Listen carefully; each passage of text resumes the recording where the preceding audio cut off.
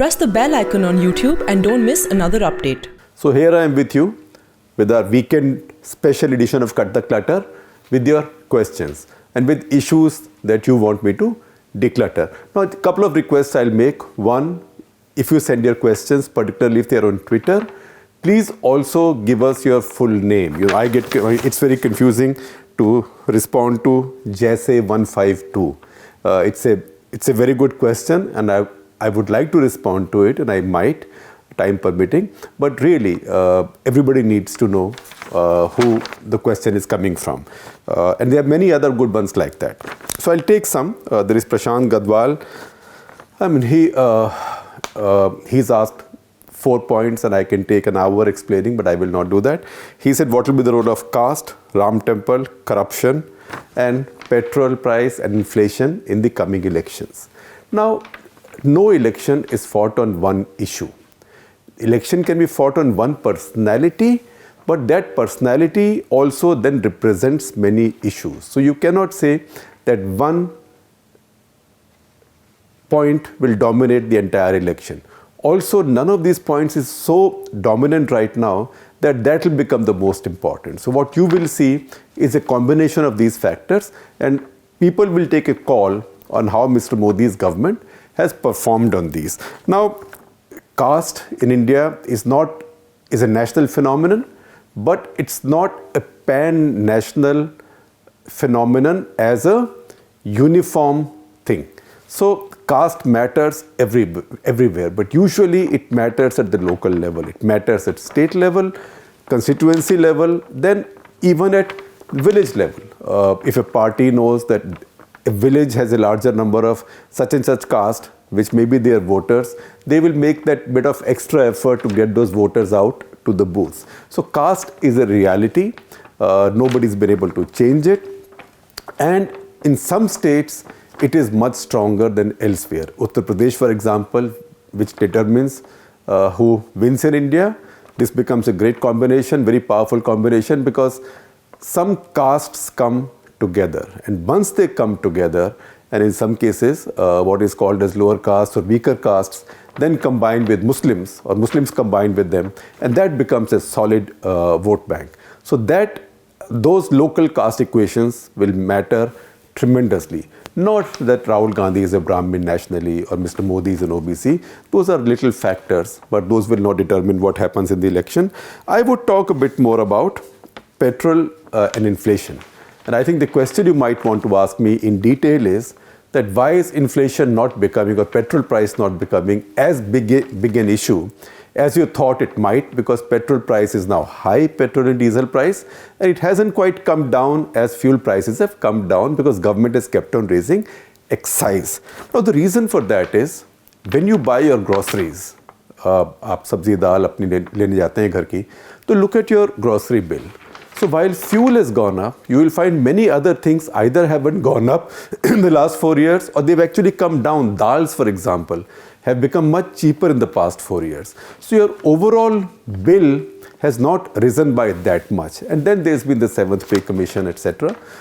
So people have the capacity now to absorb the fuel price increase. If at the same time dals were going up, milk was shooting up, eggs were shooting up, everything was shooting up, then you will feel the hit much more strongly than you do right now. So Modi government, one of its successes is keeping consumer inflation low, but especially the food price inflation low.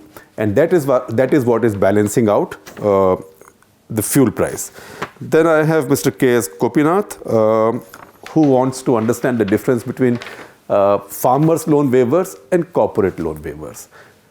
First of all, farmers' loan waivers ruin our lending culture.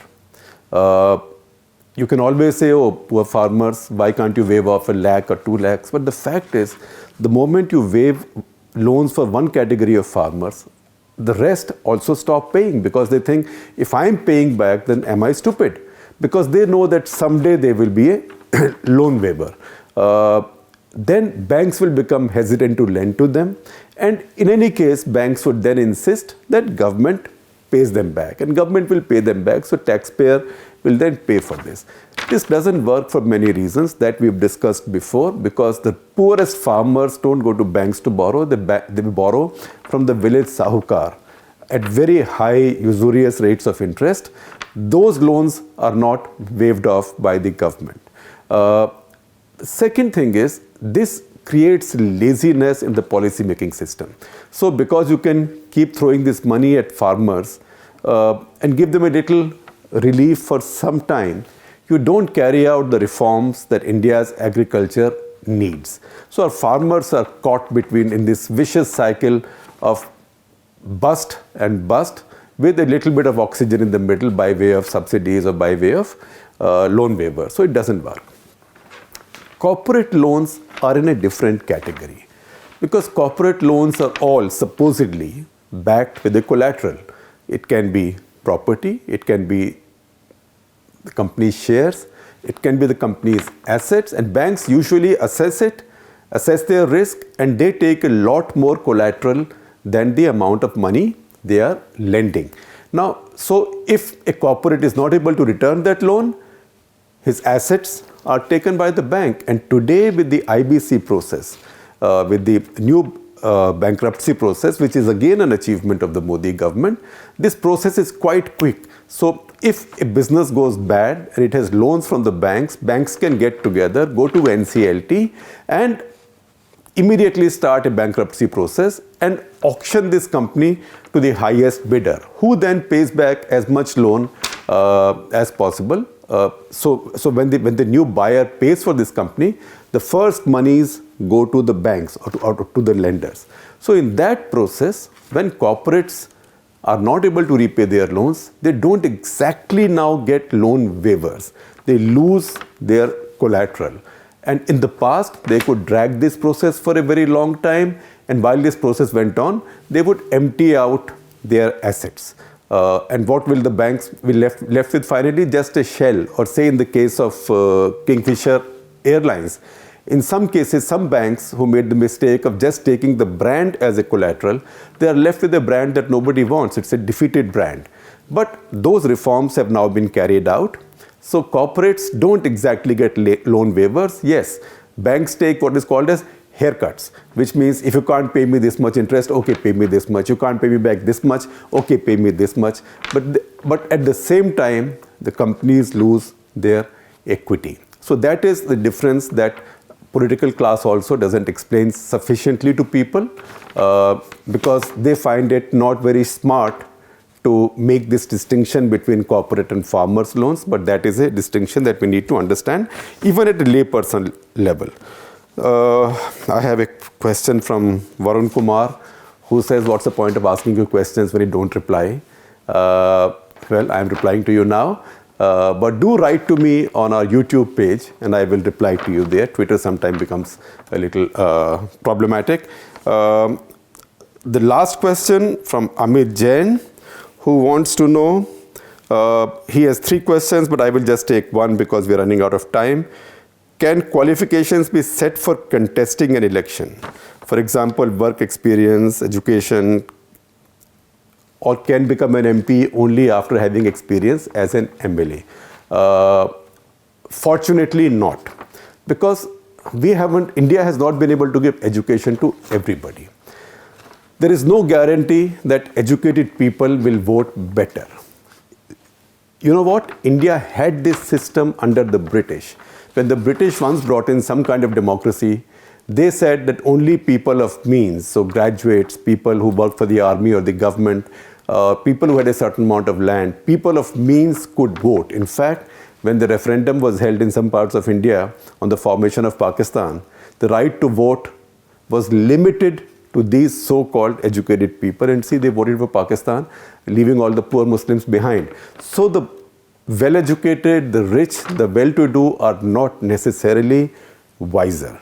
It is your voters in the villages, the poor, many of them illiterate or many of them not formally very well educated, who are wise, who elect good governments and who then defeat bad governments. And they are the ones who speak out every time and their faith in democracy is going up. which is evident in the fact that election after election, percentage of Indians coming out to vote is going up. India is a unique democracy in the world where this number is going up, and it's going to phenomenal levels now. Even the big Hindi states, now it's 75, 76, 77%. So those are good things happening to our politics. I don't think we need to fix it in any way. And you don't need this hierarchy. Some bit of hierarchy comes in the way parties function. So very many MPs have been MLAs before. Mr. Modi has been MLA before, not for 1 or 2 but 3 terms. When he was Chief Minister, he was MLA. But it is not something that should necessarily be done or that can be done. So I think that is just about as many questions as I can take today. Send more questions, but please do remember, either send them on YouTube or send them on Twitter. But please send us your full names, and ideally, if you can also tell us which city you are writing to us from. Thank you very much once again. Have a nice weekend and keep watching us and keep subscribing to our YouTube channel.